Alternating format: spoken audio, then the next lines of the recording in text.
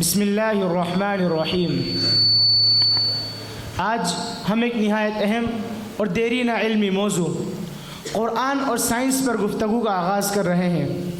یہ موضوع بظاہر سادہ دکھائی دیتا ہے، مگر حقیقت میں کئی جہتوں اور مختلف نقطہ نظر پر مشتمل ایک سنجیدہ بحث ہے۔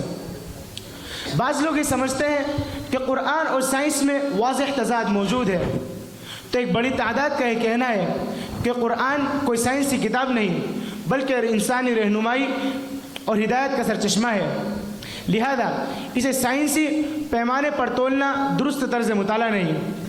تو اس کے برعکس بعض اہل فکر یہ رائے رکھتے ہیں کہ قرآن کی آیات وہ حقائق بیان کرتی ہے جسے جدید سائنس نے بہت بعد میں دریافت کیا۔ یوں مذہب اور سائنس کے درمیان ہم آہنگی بھی موجود ہے۔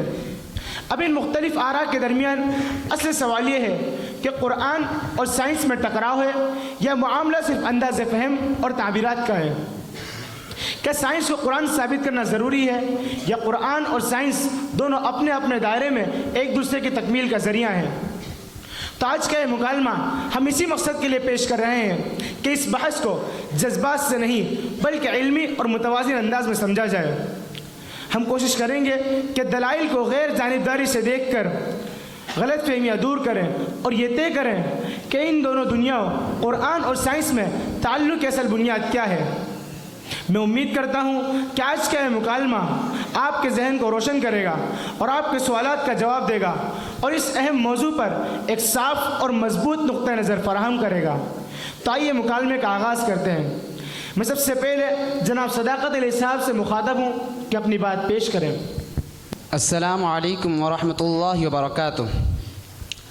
ہم جانتے ہیں کہ جب قرآن کریم کے چند بیانات کا موجودہ سائنسی نظریات سے تقابل کیا جاتا ہے تو بعض پہلو بظاہر مختلف معلوم ہوتے ہیں۔ مثال کے طور پر قرآن کریم میں زمین کو کہیں سکون گاہ اور کہیں فرش گاہ قرار دیا گیا ہے، جبکہ سائنسی تحقیق یہ کہتی ہے کہ زمین اپنے مدار میں مسلسل گردش کر رہی ہے۔ اس طرح کائنات کی ابتدا کے بارے میں قرآن ایک مخصوص نقشہ پیش کرتا ہے۔ قرآن کے مطابق ابتدائی مرحلے میں زمین اور آسمان دونوں ایک متحد حالت میں تھے، پھر اللہ تعالیٰ نے انہیں پھاڑ کر جدا کیا۔ اس حقیقت کو قرآن یوں بیان کرتا ہے کہ آسمان دھوئیں کسی کیفیت میں تھا، یعنی کائنات کا آغاز کسی گیس میں دھوئیں یا مادے سے ہوا تھا۔ یوں قرآن کے نقشے میں کائنات کی ابتدا کسی یکجا مادے کے جدا ہونے اور پھر کائنات کے بتدریج بننے کی کیفیت کے طور پر سامنے آتی ہے۔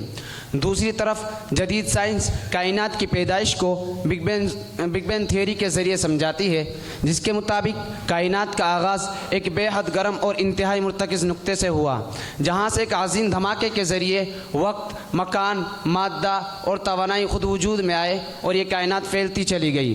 اب سوال یہاں یہ پیدا ہوتا ہے کہ جب قرآن ایک الگ اسلوب کے ساتھ تخلیق کائنات کو بیان کرتا ہے اور سائنس ایک بالکل الگ اسلوب کے ساتھ اس کا آغاز سمجھاتی ہے، تو کیا دونوں بیانات میں کوئی تضاد ہے یا قرآن کا بیان ایک متحد حالت سے جدا ہونے سائنس کے بگ بینگ نظریے سے مختلف ہے، یا یہ دونوں ایک ہی حقیقت کی مختلف زبانوں میں تشریح ہے؟ جی صداقت بھائی، تضاد قرآن میں نہیں بلکہ تضاد ہمارے فہم میں ہے۔ قرآن سائنسی کتاب نہیں بلکہ ہدایت کی کتاب ہے۔ اس کا مقصد طبعی حقائق کا بیان نہیں بلکہ انسانی بصیرت کی بیداری ہے۔ جب قرآن کہتا ہے وَالْأَرْضَ مَدَدْنَاهَا تو یہ علم فلکیات نہیں بلکہ زبان عرب میں آسان اور عام فہم انداز ہے۔ قرآن عوام کو فلسفہ نہیں بصیرت دیتا ہے، لہٰذا تضاد کہنا دراصل قرآن کی زبان سے ناواقفیت ہے، نہ کہ حقیقت کا انکار۔ جناب صداقت علی صاحب اور رئیس صاحب، میں کہتا ہوں کہ قرآن اور سائنس دو مختلف زاویے ہیں جو ایک ہی حقیقت کو دو پہلو بیان کرتے ہیں۔ سائنس ظواہر کا مطالعہ کرتی ہے، قرآن مقاصد و حکمتوں کی وضاحت کرتا ہے۔ مثلا قرآن کہتا ہے وَالسَّمَاءَ بَنَيْنَاهَا بِأَيْدٍ وَإِنَّا لَمُوسِعُونَ، یہ کائنات کی وسعت کا اشارہ ہے۔ اور سائنس آج کہتی ہے کہ کائنات پھیل رہی ہے۔ یہ اتفاق نہیں بلکہ تکمیل ہے، دونوں مل کر حقیقت ایک جامع نقشہ بناتے ہیں۔ لیکن نفیس صاحب، کیا آپ کی تطبیق ہمیشہ درست رہ سکتی ہے؟ سائنس کے نظریے بدلتے رہتے ہیں۔ اگر ہم قرآن کی تشریح کسی مخصوص نظریے کے مطابق کر دیں اور وہ نظریہ کل غلط ثابت ہو جائے تو کیا ہماری تعبیر بھی باطل ہو جائے گی؟ جی فرور صاحب، بالکل بجا سوال ہے آپ کا۔ اس لیے تو میں کہتا ہوں کہ قرآن کی آیات کو نظریات سے نہیں بلکہ اصولی حقائق سے ملانا چاہیے۔ قرآن کہتا ہے کائنات میں نظام، توازن اور حرکت ہے، یہ اصولی بات ہے جو سائنس سے کسی بھی عہد میں درست رہے گی۔ ہمیں قرآن سے فلسفہ کائنات لینا ہے، نہ کہ سائنس کی تفصیل۔ جی فرور صاحب، میں نفیس صاحب کی بات کو آگے بڑھاتے ہوئے کہنا چاہتا ہوں کہ قرآن کا طرز خطاب یہ ہے کہ وہ ہمیں افلا ینظرون اور افلا یتفکرون کی دعوت دیتا ہے، یعنی غور و فکر کی ترغیب دیتا ہے، اور یہی تو سائنس کی روح ہے۔ قرآن سائنس کا مخالف نہیں بلکہ سائنس کا محرک ہے۔ اسلامی تاریخ میں یہی روح کار فرما تھی کہ ابن الہیثم اور جابر ابن حیان جیسے لوگ دینی بنیاد پر تحقیق کرتے رہے۔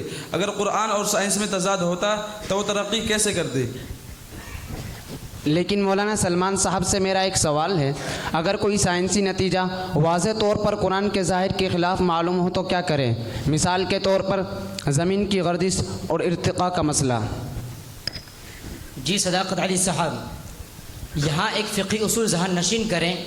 اگر نصوص شرعیہ کا ظاہر مشاہدہ یقینی کے خلاف ہو تو ظاہر میں تأویل کی گنجائش ہوتی ہے، یعنی اگر سائنسی ثبوت قطعی ہو تو آیت کے ظاہری لفظ کو استعاراتی یا عمومی مفہوم میں لیا جا سکتا ہے، بشرطے کہ اس سے ایمان یا شریعت کا بنیادی اصول متاثر نہ ہو۔ حقیقت میں قرآن ہدایت ہے، سائنس وسیلہ ہے، دونوں جب اپنی حدود میں رہیں تو تکمیل پیدا ہوتی ہے، تضاد نہیں۔ تو خلاصہ یہ ہوا کہ قرآن اور سائنس میں حقیقی تضاد نہیں بلکہ دونوں ایک ہی حقیقت کی مختلف جہتوں کو بیان کرتے ہیں۔ سائنس ہمیں کائنات کے نظام دکھاتی ہے اور قرآن ہمیں اس نظام کا مقصد سمجھاتا ہے۔ جب علم اور ایمان ایک ساتھ چلتے ہیں تو انسان خالق کائنات کے قریب تر ہوتا ہے۔ ماشاء اللہ، ہمارے مسئلہ تضاد و تکمیل والا اس پر بہتر انداز میں گفتگو ہوئی، لیکن دوسرا مرحلہ تعلق کی بنیاد کا آتا ہے۔ ہم اپنی گفتگو کے سلسلے کو آگے بڑھاتے ہوئے ایک دوسرا سوال کرتے ہیں۔ میرا سوال جناب رئیس صاحب سے ہے۔ رئیس صاحب، قرآن اور سائنس دونوں میں تعلق کی بنیاد کیا ہونی چاہیے؟ یعنی ہم ان دونوں کو کس اصول پر جوڑیں؟ جی اینکر صاحب، میری رائے میں سب سے پہلی بنیاد منہجی تحقیق ہے، یعنی قرآن کو اس کے لسانی، تاریخی اور بلاغی سیاق میں پڑھنا چاہیے اور سائنس کو اس کے تجرباتی اور مشاہداتی طریقے سے سمجھنا چاہیے۔ جب دونوں علوم اپنی اپنی حد میں رہ کر ملتے ہیں تو تضاد نہیں بلکہ توازن پیدا ہوتا ہے۔ قرآن تجربے کی دعوت دیتا ہے اور سائنس اسی دعوت پر عمل کرتی ہے۔ لیکن رئیس صاحب، میں فلسفی انداز سے کہوں گا کہ تعلق کی بنیاد معرفت حقیقت ہے۔ قرآن حقیقت کو وحی کے ذریعے بیان کرتا ہے، سائنس تجربے سے۔ اگر دونوں سچ کی تلاش میں ہیں تو دونوں کی سمت ایک ہے، فرق صرف ذریعہ علم کا ہے۔ قرآن کہتا ہے سنوریہم آیاتنا فی الآفاق وفی انفسہم، یعنی آیت کائنات اور آیت نفس، یہی تو سائنسی تحقیق اور روحانی مشاہدہ کی دو جہتیں ہیں۔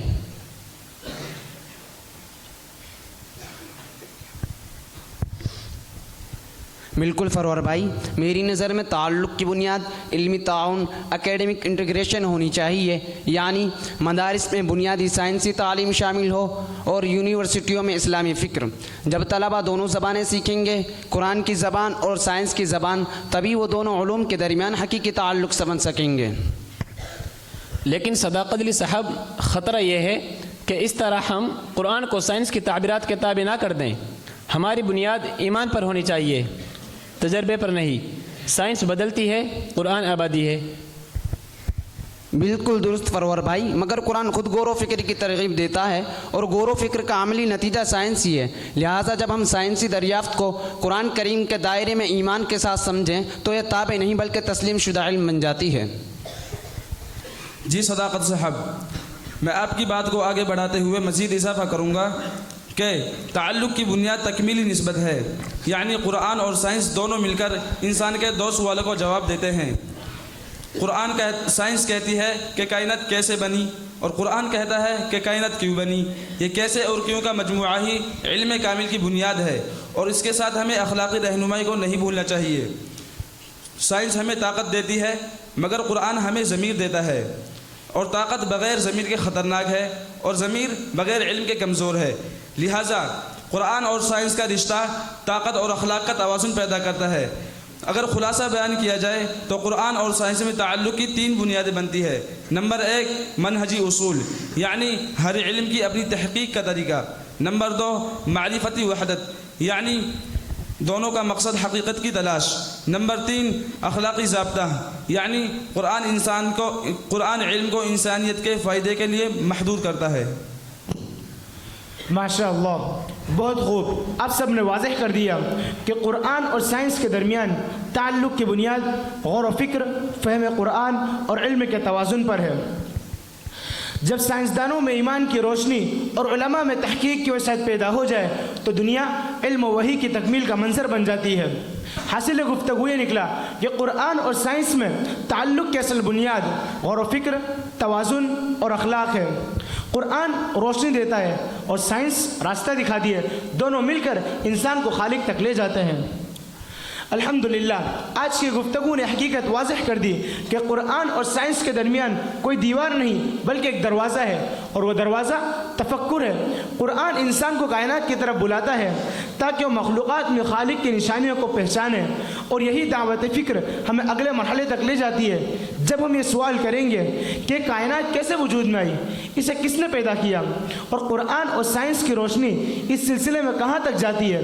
ہم اپنی گفتگو کے سلسلے کو آگے بڑھاتے ہوئے ایک اور سوال کرنا چاہتے ہیں. میرا سوال جناب صداقت علی صاحب سے. جناب صداقت علی صاحب بتائیے کہ کائنات کیسے وجود میں آئی. سائنس اسے بگ بینگ کہتی ہے اور قرآن اسے رق و فت کے الفاظ میں بیان کرتا ہے. کیا دونوں میں تضاد ہے یا ہم آہنگی؟ شکریہ جناب ناظم. آج کی اس محفل میں سائنس کی روشنی میں ہم اتنا جان چکے ہیں کہ کائنات ایک منظم آغاز سے پیدا ہوئی.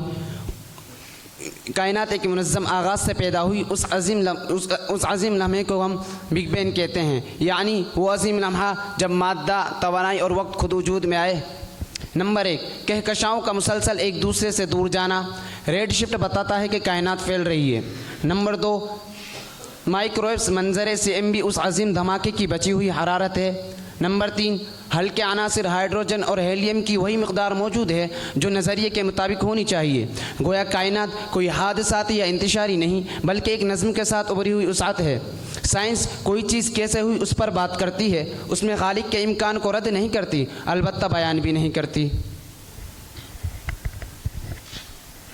لیکن صداقت علی صاحب، اس طرح اگر قرآن کی آیت کو ہم سائنسی نظریات سے جوڑتے جائیں تو کیا زبردستی تطبیق نہیں ہو جائے گی؟ جب قرآن کا مقصد ہدایت ہے تو ہم اسے کیوں سائنس کی تصدیق کا میدان بنائیں؟ پھر اگر کل سائنس اپنا نظریہ بدل دے تو کیا ہم قرآن کی تفسیر بھی بدل دیں گے؟ جی فرور صاحب، اس سوال کا جواب میں دوں گا. بالکل بجا سوال ہے آپ کا. اگر ہم قرآن کو سائنس کی کتاب سمجھیں، لیکن دراصل قرآن کی زبان اشارت و ہدایت کی ہے، تفصیل و تحقیق کی نہیں.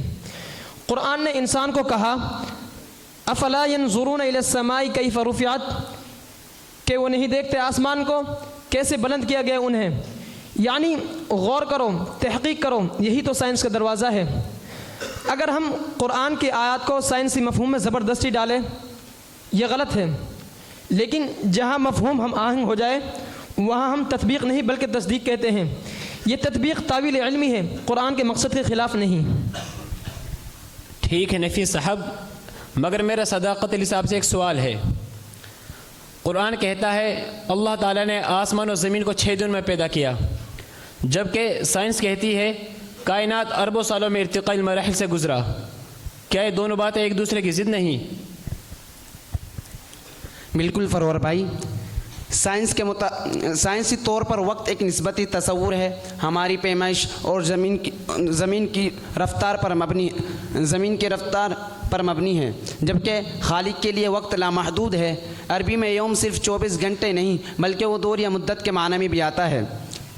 قرآن کہتا ہے ان یومن عند ربک کالف سنۃ مما تعدون، یعنی تمہارے رب کے نزدیک ایک دن تمہارے 1000 برس کے برابر ہے۔ تو دراصل یہ 6 دن 6 مراحل ہو سکتے ہیں۔ قرآن کا بیان ترتیب تخلیق ہے، جبکہ سائنس تخلیق کے مظاہر بتاتی ہے۔ جی صداقت صاحب، آپ نے بالکل صحیح فرمایا۔ قرآن نے وقت کی حقیقت کو مخلوق کے اعتبار سے نہیں بلکہ خالق کے اعتبار سے بیان کیا ہے، لہٰذا 6 دن خالق کے علم میں 6 نظامی ادوار بھی ہو سکتے ہیں۔ اور قرآن نے کبھی سائنس کی حدود میں خود کو قید نہیں کیا بلکہ سائنس کو غور و تدبر کی رہنمائی دی۔ دونوں طرف کی بات سننے کے بعد جناب نفیس صاحب آپ کیا کہنا چاہتے ہیں؟ جی ناظم صاحب، دونوں طرف کے دلائل کے بعد یہ نتیجہ نکلتا ہے کہ سائنس بتاتی ہے کائنات کیسے بنی، قرآن سمجھاتا ہے کیوں بنی۔ سائنس ظواہر کا مطالعہ کرتی ہے، قرآن مقاصد و حکمتوں کی مقاصد اور حقیقت کا۔ دونوں سچائی کے دو شعاع ہیں، ایک عقل کی روشنی، دوسری وحی کی۔ جب یہ دونوں جمع ہو تو انسان خالق کو کائنات کے آئینے میں دیکھ لیتا ہے۔ ماشاء اللہ، ہمارے دوسرے مرحلے کی گفتگو ہمیں سکھاتی ہے کہ قرآن اور سائنس کا تعلق تضاد کا نہیں بلکہ تکمیل کا ہے۔ سائنس سے حقائق قرآن کی آیات کی تفسیر بن سکتے ہیں۔ اگر ہم غور و تدبر کے ساتھ دیکھیں تو کائنات کے بارے میں ہمارا علم محدود ہے، لیکن قرآن کا پیغام واضح ہے کہ سب کچھ ایک خالق کے ارادے سے ہوا جس نے کن کہا اور فیکون ہو گیا۔ جیسے کائنات کی ابتدا ایک بے مثال قدرتی نظام کے تحت ہوئی، ویسے انسان کی تخلیق بھی اسی خالق کے عظیم کاریگری کا مظہر ہے۔ جس رب نے زمین و آسمان کو ایک نقطے سے پھیلایا، اسی رب نے انسان کو مٹی کے ذروں سے پیدا کیا اور اس میں اپنی روح پھونکی۔ کائنات اور انسان دونوں ایک ہی خالق کی وحدانیت، حکمت اور علم کامل کی گواہ ہے۔ کائنات اس کی وجود کی نشانی ہے اور انسان اس کی قدرت کا زندہ شاہکار۔ تو آئیے ہم اسی سوال کی طرف رخ کرتے ہیں۔ میں جناب صداقت علی صاحب سے پوچھنا چاہتا ہوں کہ جناب صداقت علی صاحب، انسان کی تخلیق کیسے ہوئی؟ کیا انسان خالق کا کوئی خاص تخلیقی شاہکار ہے یا ارتقائی عمل کا نتیجہ؟ شکریہ جناب ناظم۔ سائنس کے مطابق انسان کی تخلیق ایک طویل ارتقائی عمل یعنی ایولوشن کا نتیجہ ہے۔ چارلس ڈارون نے کہا ہے نیچرل سلیکشن یعنی قدرتی انتخاب کے ذریعے زندگی پیچیدہ سے سادہ شکل میں بدلی۔ دلائل نمبر 1، ڈی این اے کی ساخت ظاہر کرتی ہے کہ تمام جاندار کسی نہ کسی درجے پر باہمی رشتے رکھتے ہیں۔ دلائل نمبر 2، فوسلز میں ہمیں پرانے انسانوں ہومو ہیبلس اور ہومو ایکٹس کی ایسی باقیات ملتی ہیں جو جدید انسان سے مشابہ مگر مختلف ہے۔ دلائل نمبر 3،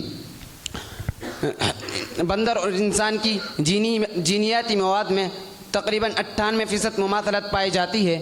اس کا مطلب یہ نہیں ہے کہ انسان بندر سے آیا ہے، بلکہ یہ ہے کہ ان دونوں کی کوئی ابتدائی مشترکہ نسل رہی ہوگی۔ سائنس تخلیق کے مقصد پر نہیں، طریقہ تخلیق پر بات کرتی ہے۔ جی صداقت صاحب، قرآن کی نگاہ میں انسان محض حیوان ناطق ہی نہیں بلکہ خدا کی امانت کا حامل ہے۔ اللہ تعالیٰ فرماتا ہے وَلَقَدْ خَلَقْنَا الْإِنسَانَ مِنْ صَلْصَالٍ مِّنْ حَمَإٍ مَسْنُونٍ، یعنی اللہ تعالیٰ نے انسان کو بجنے والی مٹی سے پیدا کیا۔ پھر فرمایا فَإِذَا سَوَّيْتُهُ وَنَفَخْتُ فِيهِ مِنْ رُوحِي فَقَعُوا لَهُ سَاجِدِينَ، جب میں اس کو ٹھیک بنا لوں اور اس میں اپنی روح پھونک دوں تو تم اس کے سامنے سجدہ کرو۔ یہ اس بات کی دلیل ہے کہ انسان محض حیوان ناطق نہیں، انسان محض مادی وجود نہیں بلکہ روحانی و عقلی حقیقت بھی رکھتا ہے۔ سائنس جسم کی بات کرتی ہے اور قرآن روح کی بات کرتا ہے۔ سائنس کوئی چیز کیسے ہوئی اس کے بارے میں بات کرتی ہے اور قرآن کوئی چیز کیوں ہوئی اس کے بارے میں بات کرتا ہے۔ لیکن ایک سوال یہ پیدا ہوتا ہے، اگر انسان مٹی سے پیدا ہوا تو ارتقاء کا حصہ کیسے نہیں؟ کیا ممکن نہیں کہ اللہ تعالیٰ نے تخلیق کا عمل بھی تدریجی انداز میں چلایا ہو، جسے آج سائنس ایوولوشن کے نام سے بیان کرتی ہے؟ فرور بھائی، بہت عمدہ سوال۔ دراصل ارتقاء کے 2 معنی ہیں۔ نمبر 1 مادہ ارتقاء یعنی جسمانی تبدیلی کے مراحل۔ نمبر 2 روحانی ارتقاء یعنی درجہ بدرجہ کمال کی طرف پیش قدمی۔ قرآن جسمانی ارتقاء کی صریح نفی نہیں کرتا بلکہ یہ کہتا ہے وَقَدْ خَلَقَكُمْ أَطْوَارًا، یعنی اللہ تعالیٰ نے تمہیں مرحلہ وار پیدا کیا۔ اب دیکھیے، अतवारन यानी मराहिल का लफ्ज़ ख़ुद तदरीज पर दलालत करता है। मुमकिन है कि इंसान का माद्दा क़ालिब इर्तिक़ाई मराहिल से गुज़रा हो, लेकिन रूह की नफ़ और अक़ल की शऊर बराह रास्त अमर इलाही से हुआ। यही वो लम्हा है जहाँ साइंस रुक जाती है और कुरान बोलता है। नफीस भाई, लेकिन एक सवाल ये पैदा होता है, अगर इंसान इर्तिक़ाई मखलूक है तो आदम अलैहिस्सलाम का मकाम क्या रहा? क्या वो पहले इंसान थे या मखसूस गिरोह के नुमाइंदे? जी फरवर साहब, आपके इस सवाल का जवाब मैं देना चाहता हूँ। कुरान कहता है इन्नल्लाह अस्तफ़ा आदम व नूह, यानी अल्लाह ताला ने आदम अलैहिस्सलाम को बरगुज़ीदा किया। यह इंतखाब इस बात की दलील है कि आदम अलैहिस्सलाम सिर्फ पहले हैवानी वजूद नहीं बल्कि पहले शुऊरी, मुकल्लफ और साहिब वही इंसान थे। मुमकिन है कि इससे पहले भी जानदार मखलूक़ात मौजूद रही हो, मगर आदम अलैहिस्सलाम से इंसानियत शुऊर का आगाज़ हुआ। इसलिए अल्लाह ताला ने फरमाया वअल्लम आदम अल-अस्माअ कुल्लहा, यानी अल्लाह ताला ने आदम अलैहिस्सलाम को सब नाम सिखाए। यह इल्म, शुऊर और ज़ुबान वो खुसूसियात हैं जो इंसान को दूसरी मखलूक़ात से जुदा करती हैं। जी रईस भाई, दर हकीकत ये बात साइंस से मुतसादिम नहीं। साइंस कहती है कि एक वक्त में होमोस्पेनिस शऊर और ज़ुबान की ताकत के साथ नुमाया हुआ, यानी हैवान से इंसानियत की सिमत में कॉग्निटिव लीप यानी अकली छलांग लगी। ये छलांग बज़ाहिर किसी माद्य अमल से नहीं बल्कि गैर माद्य असर से हुई। गोया जहाँ साइंस की ज़ुबान रुकती है वहाँ कुरान की ज़बान शुरू होती है। जी, अगर हम इंसाफ से देखें तो साइंस जिस्म की तरतीब बयान करती है और कुरान रूह की तहरीर। साइंस कहती है कि इंसान बना कैसे, कुरान कहता है कि इंसान बना क्यों। साइंस ये नहीं बताती कि शऊर कहाँ से आया। कुरान कहता है नफ़ख्तु फ़ीहि मिन रूही, मैंने अपनी रूह फूकी। यही वो लम्हा है जहाँ इंसान मिट्टी से, मखलूक़ खाकी से खलीफतुल्लाह फिल अर्ज़ बन गया। माशा अल्लाह, आज के हमारे इस मुकालमे से ये हकीकत खुलकर सामने आ गई कि कुरान और साइंस में झगड़ा नहीं बल्कि फ़र्क सिर्फ ज़ाविया निगाह का है। साइंस मुशाहदे की बात करती है और कुरान मंशा और मकसद की। साइंस और कुरान दो अलग अलग रास्ते नहीं बल्कि एक ही हकीकत की दो ताबीरात हैं। एक अक्ल से खालिक तक जाती है और दूसरी खालिक से अक्ल को रोशनी देती है। अल्हम्दुलिल्लाह, हमारा ये मुकालमा कुरान और साइंस जैसे अहम मौजू पर निहायत मुफीद रहा। हमारे फाजिल मेहमानों ने जिस हिकमत से और एतदाल से गुफ्तगू पेश की, उससे हकीकत फिर नुमाया हो गई कि कुरान हिदायत की किताब है और साइंस कायनात का मुताला। दोनों में झगड़ा नहीं बल्कि तहकीक और तदब्बुर के नए रास्ते खुलते हैं। मैं तमाम मुकर्रम सामईन, असातिज़ा किराम और तलबा इज़ाम का शुक्रिया अदा करता हूँ कि उन्होंने इस इल्मी मुकालमे को निहायत संजीदगी और तवज्जो के समाअत किया। मैं अल्लाह ताला से दुआ करता हूँ कि अल्लाह ताला में कुरान की फ़हम, उसमें गौर व फ़िक्र और कायनात में उसकी निशानियों में गौर तदब्बुर की तौफ़ीक़ अता फ़रमाए। व आखिरु दावाना अनिल हम्दुलिल्लाहि रब्बिल आलमीन।